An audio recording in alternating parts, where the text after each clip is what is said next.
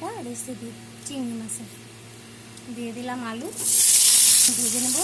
দিলাম লবণ আধা চামচ, দিতে পারো কিন্তু আমি দিয়েছি। আলুটা তোমরা স্কিপ করতে পারো, কিন্তু আমি দিয়েছি। তোমাদের ভালো না লাগলে স্কিপ করতে পারো। আলুটা ভাজা হবে, তারপর মশলা দিয়ে। আলু আমার ভাজা হয়ে গেছে। এখন পেঁয়াজ কুচি দিয়ে দিলাম, এখানে 2টা পেঁয়াজ কুচি মাঝারি সাইজের। তারপরে টমেটো দিয়ে দিলাম একটু লবণ একটু দিয়ে দিলাম। পেঁয়াজটা যাতে নরম হয়ে যায়।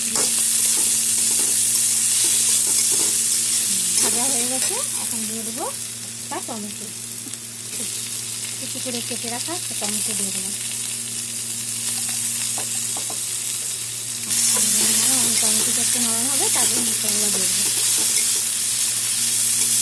টমেটো আমার নরম হয়ে গেছে।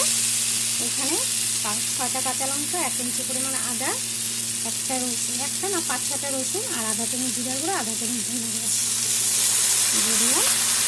আর কিছুটা কাশ্মীরি লঙ্কা গুঁড়ো এখন একসাথে কষিয়ে নেব।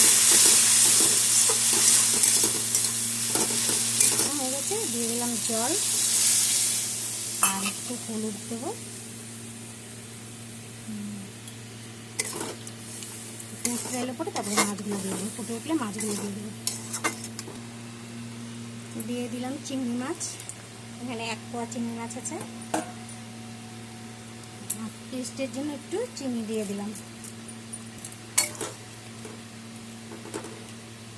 আর দিয়ে দিলাম কস্তুরি মেথি। আর সাধারণ একটা চিংড়ি মাছের রেসিপি, তোমরা এরকম করে বানিয়ে খেয়ে বলবে কেমন হয়েছে। লাইক করবে, কমেন্ট করবে, শেয়ার করবে। Thank you.